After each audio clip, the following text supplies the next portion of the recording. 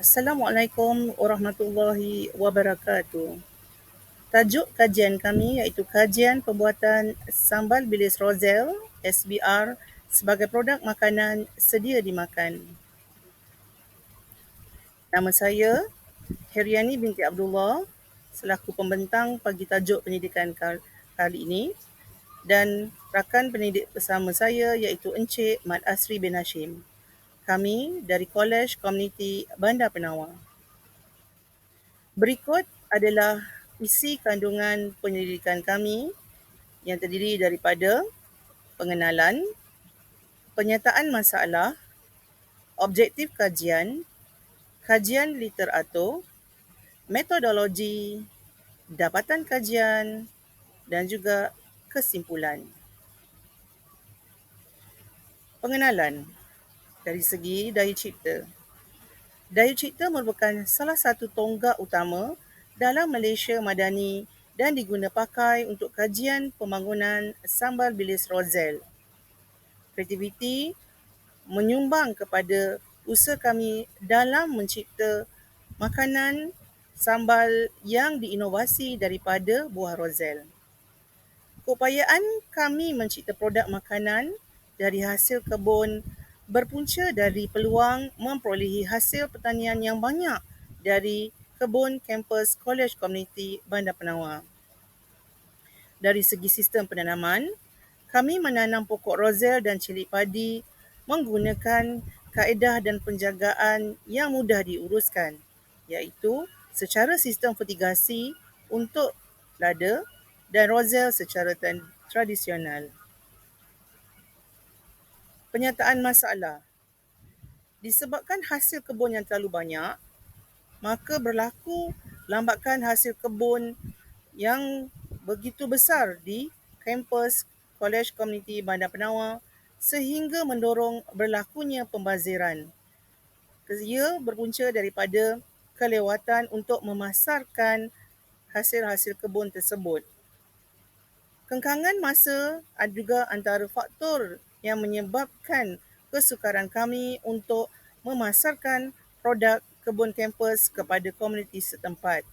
Keupayaan kami hanya terhad dari segi pemasaran di dalam kampus dan untuk komuniti-komuniti yang terdekat sahaja. Maka, objektif kajian pendidikan kami adalah pertama, mengkaji tahap penerimaan komuniti terhadap produk sambal bilis Roselle. Objektif kajian yang kedua, mempelbagaikan penghasilan produk makanan daripada kebun kampus Kolej Komuniti Bandar Penawar. Dari segi kajian literatur, menurut Jabatan Pertanian 2022, cili padi dan Roselle adalah dua tanaman yang mudah diuruskan tanamannya dari peringkat semayan hingga ke peringkat tuaian. Proses penanamannya yang mudah, pengurusannya juga yang senang diuruskan, menyebabkan kami memilih buah Roselle dan cili padi. Tanzini 2022 menyatakan, tanaman buah Roselle bukan sahaja mengindahkan kawasan KKBP yang terbiar, malahan hasilnya juga sangat berkhasiat untuk dimakan. Umum maklum bahawa khasiat buah Roselle sangat banyak dari segi kehidupan manusia. Hani N 2022 menyatakan, teknologi retort dapat memastikan sambal bilis Roselle mampu mengekalkan rasa sambal dan selamat dimakan sehingga lebih 1 tahun meskipun tanpa sebarang bahan pengawet. Justru, kami mengguna pakai teknologi retort dalam penghasilan sambal bilis Roselle. Seterusnya, metodologi kajian. Pertama, pembangunan produk.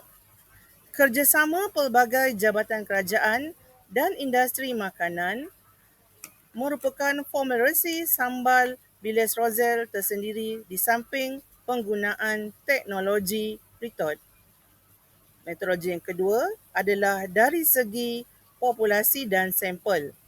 Kami mengambil 105 orang sampel yang diambil secara awak, yang mana sampel ini terdiri daripada staf Kolej Komuniti Bandar Penawar dan juga individu luar. Metodologi yang ketiga adalah menganalisis data menggunakan Microsoft Excel 2016. Dan metodologi yang keempat dari segi instrumen kajian, kami pakai kaedah demografi iaitu instrumen soal selidik menggunakan skala hedonik. Seterusnya, menentukan pilihan pengguna. Dari segi penghasilan produk, kami pakai 6 cara iaitu dari segi ramuan bahan yang digunakan yang mana ia boleh dimakan untuk 100 orang sekurang-kurangnya dengan sukatan 30 gram bagi setiap individu dan resepi ini menggunakan 3 kilogram sambal bilis Roselle yang dibungkus dengan keupayaan menghasilkan 15 paket sambal bilis Roselle dengan berat setiap produk Roselle tersebut 200 gram yang mana boleh dijual dengan harga RM20 di pasaran. Dari segi kaedah penghasilan sambal bilis Roselle, pertama, menimbang dan menyukat. Yang kedua, mengisar bahan-bahan. Yang ketiga, menumis bahan-bahan. Yang keempat, menggaul rata dan memasak. Yang kelima, membungkus dan menutup kemas paket plastik ritot. Dan yang terakhir, mengukus atau meritot.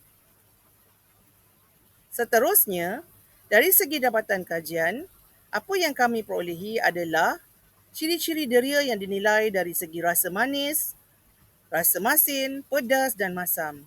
Tekstur, aroma dan warna juga dinilai menggunakan skala hedonik 4 meter, iaitu 4 mewakili sangat suka dan 1 mewakili sangat tidak suka. Analisis sampel kami terdiri daripada 2 kriteria, lelaki dan perempuan, yang mana peratusnya adalah 50.5 untuk perempuan dan 49.5 untuk lelaki. Seterusnya, analisis sampel merujuk kepada kriteria pekerjaan yang mana pelajar mewakili 51.4, sektor kerajaan 45.7 dan sektor swasta 2.9. Seterusnya, analisis sampel kami merujuk dari segi kriteria umur iaitu diwakili umur 18 hingga 25 tahun iaitu persen atau peratus yang paling besar sebanyak 54.7%, diikuti lingkungan umur 26 hingga 30 tahun sebanyak 10.4%, diikuti 31 hingga 35 tahun sebanyak 10.4%, seterusnya lingkungan umur 36 hingga 40 tahun sebanyak 9.4% dan diikuti seterusnya 41 hingga 45 tahun sebanyak 11.3% dan kriteria umur yang terakhir adalah dalam lingkungan 46 hingga 50 tahun sebanyak 3.8%.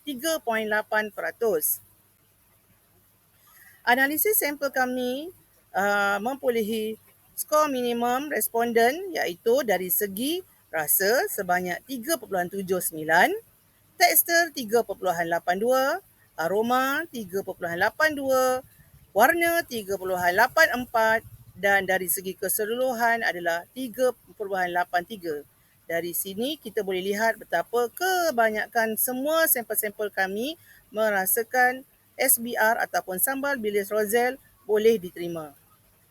Dari segi cadangan dan kesimpulan, sebagai yang terakhir untuk penambahbaikan kajian kami iaitu kami mencadangkan 4 konsep iaitu eliminate, E, raise, R, reduce, R dan C, create.